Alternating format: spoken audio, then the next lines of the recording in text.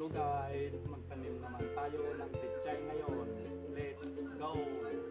Gamit tayo ng recycled material, tapos punla natin papito pechay. Iwasan natin magkadikit-dikit guys. Yan guys, 3 days na yan. Tumubo na. 8 days, malapit nang ilipat tanim. 26 days, lipat tanim na tayo guys. Diligan muna natin ng tubig bago natin punutin. Huwag masyadong laliman. 39 days na yan. CDO baka naman 48 days na rin yan. Yan guys, malapit nang i-harvest. 61 days na yan.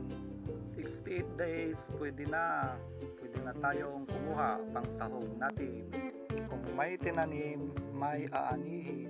Ika nga, malulusog ang ating tanim dahil gumamit tayo ng compost pit.